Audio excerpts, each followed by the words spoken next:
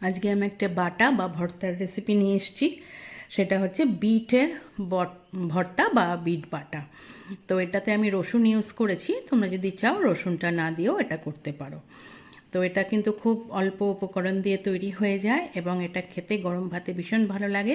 পুরো ভাতটাই কিন্তু এই বিট বাটাটা দিয়ে কিন্তু মনে হয় যেন খাওয়া হয়ে যাবে। তো এটা করাটা খুব সহজ। তাহলে চলো দেখে নিই কীভাবে করেছি। আমি প্রথমে 250 বিট নিয়ে নিয়েছি, 2টো কাঁচা লঙ্কা নিয়েছি, একটা রসুন নিয়েছি, 2টো শুকনো লঙ্কা নিয়েছি আর কিছুটা কালো জিরে নিয়েছি। প্রথমেই আমাকে বিটটাকে আমি গ্রেট করে নেব। কাঁচা লঙ্কা দুটোকে আমি কুচি করে নেব আর রসুনগুলোকেও কুচি করে নেব। এবার যে পাত্রটাতে আমি করব সেটা গ্যাসে বসিয়ে বড় 1 চামচ আমি সর্ষের তেল দিয়ে দিলাম।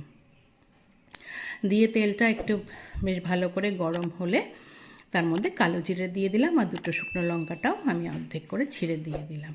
আমি সর্ষের তেল দিয়ে করছি, তোমরা কিন্তু ইচ্ছা হলে সাদা তেলেও করতে পারো। কালো জিরে আর শুকনো লঙ্কাটা ভাজা হলে তার মধ্যে আমি রসুন কুচোটা দিয়ে দিলাম, দিয়ে ভালো করে সুন্দর করে ভেজে নেব। বেশ সুন্দর রসুন কিন্তু একটা ভাজা হলে সুন্দর গন্ধ বেরোয়, দেখো কালার চলে এসছে। এইবার আমি এর মধ্যে যে কাঁচা লঙ্কাটা কুচিয়ে রেখেছিলাম সে কাঁচা লঙ্কাগুলো আমি দিয়ে দেবো। কাঁচা লঙ্কাগুলো দিয়েও একটু তেলের মধ্যে একটুখানি নাড়িয়ে চাড়িয়ে আমি ভেজে নেব।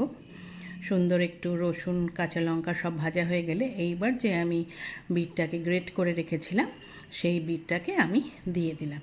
দিয়ে সুন্দরভাবে সমস্ত কিছু কিন্তু নাড়িয়ে চাড়িয়ে সুন্দরভাবে মিলিয়ে নিতে হবে। আমি এইভাবে দেখো একটু সময় নিয়ে বেশ ভালো করে মিলিয়ে নিচ্ছি। মিলিয়ে নিয়ে বেশ মেলানো হয়ে যাবে, বেশ সুন্দর দেখো মিলে গেছে। এবার আমি ঢাকা দিয়ে এটাকে 5 মিনিট হতে দেবো। 5 মিনিট পরে ঢাকা খুলে আমি এতে 1/2 চামচ নুন দিয়ে দিলাম বা পরিমাণ মতো যতটা মনে হবে, আর একটু সামান্য চিনি দিলাম আর সামান্য হলুদ দিলাম। দিয়ে নুন চিনি হলুদ আবার মিশিয়ে নিচ্ছি। সুন্দর মিশিয়ে নিয়ে আবার মিশে গেলে এইবার আমি আবার কিন্তু ঢাকা দিয়ে আবার 5 মিনিট মতো হতে দেব। গ্যাস কিন্তু একদম স্লো থাকবে। 5 মিনিট পরে খুলেছি, বেশ সব কিছু সুন্দর মিশে গেছে। বিটগুলো কিন্তু সেদ্ধও হয়ে গেছে, ভাজা ভাজাও হয়ে গেছে। একটু মনে হচ্ছে যেন আমার আর একটু জল জল আছে, তাই কিন্তু আমি এরকম নাড়াচাড়া করে নিয়ে আবার কিন্তু আমি ঢাকা দিয়ে আমি 2 মিনিট হতে দেব। ঢাকা খুললাম 2 মিনিট পরে। এইবার কিন্তু আমার পুরো ভর্তাটা বা বাটাটা কিন্তু সুন্দর ভাজা হয়ে গেছে, একদম সব পাত্র থেকে ছেড়ে আর কড়াই থেকে ছেড়ে আসছে, দেখো সুন্দর কিন্তু একসাথে জমাট বেঁধে গেছে। আমার বিট ভর্তা বা বিট বাটা কিন্তু একদম রেডি টু সার্ভ। আমি একটা সার্ভিং বলে সার্ভ করে দিয়েছি।